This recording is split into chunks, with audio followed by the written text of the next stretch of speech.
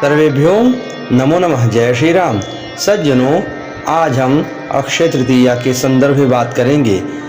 इस दिन हम क्या करेंगे? भगवान परशुराम जी का जन्म हुआ था, इसलिए यह अपने आप में बहुत ही महत्वपूर्ण है। और इस दिन जो भी शुभ कार्य होता है, दान पुण्य होता है, वह सदा के लिए अक्षय हो जाता है, उसका पुण्य कभी समाप्ति ही नहीं होता। इसलिए इस दिन सावधान रहें, धोखे से भी कोई अपकर्म, कोई पाप कर्म ना हो, क्योंकि पाप भी स्थिर हो जाता है। इस दिन जल से भरे हुए घड़े के दान करने का बहुत बड़ा महत्व है। कद्दू का दान करना भी बहुत श्रेयस्कर है। पादुका दान का अति महत्व है। कुल मिलाकर के आप अपने जीवन के समस्त पाप, ताप, रोग, विघ्न, बाधा, ग्रह दोष, नक्षत्र दोष, वास्तु दोष, इन सर्व दोषों को अगर दूर करना चाहते हैं तो अक्षय तृतीया पर ये एक महा उपाय करें। क्या करेंगे? मिट्टी के कलश में आप अगर आयु की कामना चाहते हैं तो चावल भर के दान करें। अगर आप रोग नाश की कामना रखते हैं तो उसमें जल भर के दान करें। अगर आप धन की कामना रखते हैं तो उस घड़े के अंदर गुड़ और नमक भर कर के दान करें। अगर आपके घर में आपके बच्चों का वैवाहिक कार्यक्रम रुका हुआ है या उनका भविष्य बार बार किसी कारण से रुकता जाता है, उनको नौकरी, पढ़ाई इत्यादि में बहुत समस्याएं आ रही, उनको रोजगार नहीं मिल रहा है, व्यवसाय इत्यादि में बराबर हानि उठा रहे हैं, तो आप घड़े में दूध, घी अथवा दही, इन तीनों में से कोई एक वस्तु आप दान कर सकते हैं। आप देखेंगे कि आपके परिवार में किस प्रकार का चमत्कार होगा और आपके घर में सभी बच्चों का स्वास्थ्य, सौभाग्य, व्यवसाय इत्यादि क्षेत्र में अच्छी सफलता मिलेगी।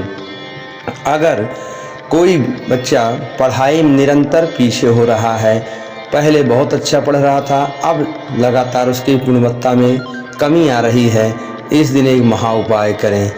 जितनी उसकी उम्र हो गई है उतनी संख्या में दूर्वा ले लें, उतनी संख्या में हल्दी की गांठ ले लें और पान के पत्ते में रख करके इसको पीपल के नीचे रखें और पीपल की 27 परिक्रमा करें। ओम भृगुनंदनाय नमः, ओम जमदग्नाय नमः।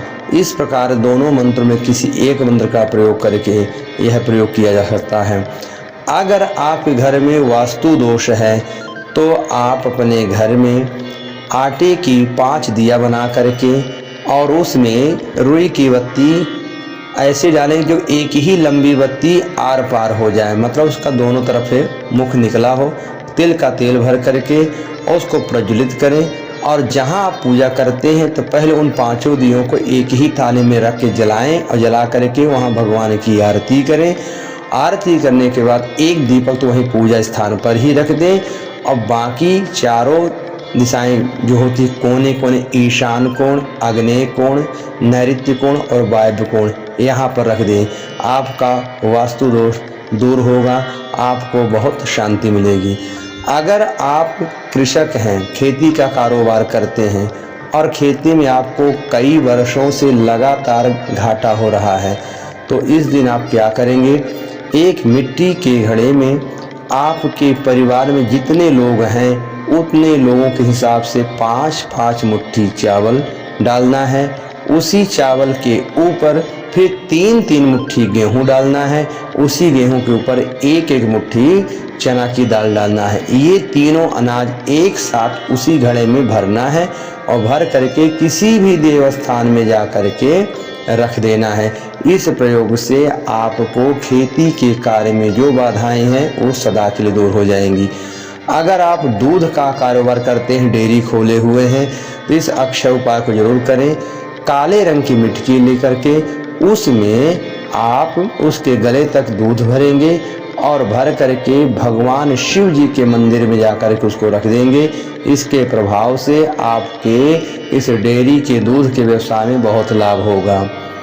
और अगर आप ऐसे कोई कारोबार में हैं, जैसे दुकान हो गई कपड़े की, सोने चांदी की, किराने की, अगर ऐसे कार्य को कर रहे हैं तो आप 5 प्रकार के अनाज एक साथ मिला करके और उसमें जितनी आपकी उम्र हो गई उतने नमक डाल करके उसको पीपल के नीचे रख दें, अथवा उस अनाज के 3 भाग करके एक भाग पीपल के नीचे, एक भाग नदी में प्रवाहित कर दें और तीसरा भाग गाय को खिला दें। आप अपने दुकान में बहुत ही चमत्कारिक प्रभाव का अनुभव करेंगे और कुल मिलाकर के मिला जुला आपके कहते हैं पूरे परिवार हर समस्याओं का एक समाधान। ओम नमो भगवते वासुदेवाय इस महामंत्र को आप 3 माला जाप करेंगे और 108 हल्दी की गांठ किसी भी पुजारी को या ब्राह्मण को दान कर देंगे तो जो आपके मन में कामनाएं होंगी वो निसंदेह पूरी होंगी और आपका पुण्य अक्षय होगा और आपके ज्ञात अज्ञात सभी पापों का विनाश होगा। और इस दिन 5 अग्रासन निकाल करके अगर हम गाय को खिलाते हैं तो हमारे जो शरीर के पंच तत्व हैं क्षित जल पावक गगन समीरा पंच रचित यह अधम शरीरा, ये 5 तत्व जो हैं शरीर में हमारे अति पुष्ट होते हैं और हमको सुंदर निरोगी काया की प्राप्ति होती है। और इस दिन अगर घर में ओम बना करके भगवान परशुराम जी का 7 बार नाम लेते हैं, इससे भी आपकी जीवन की बहुत सारी बाधाएं तकलीफ़ें दूर होती हैं। घर में पर्याप्त मात्रा में सुख शांति का वास होता है, लक्ष्मी की कृपा बरसती है और पिता पुत्र में और माता पुत्र में अच्छा प्रेम बढ़ता है। इस दिन ये महा उपाय अवश्य करें। अगले वीडियो में आपके लिए कुछ नई बातें लेकर के आएंगे। तब तक के लिए भगवान परशुराम की कृपा आपके घर परिवार पर सदा के लिए बनी रहे। आपका जीवन सदा मंगलमय खुशमय आप निरोगी रहें। जय श्री राम। धन्यवाद।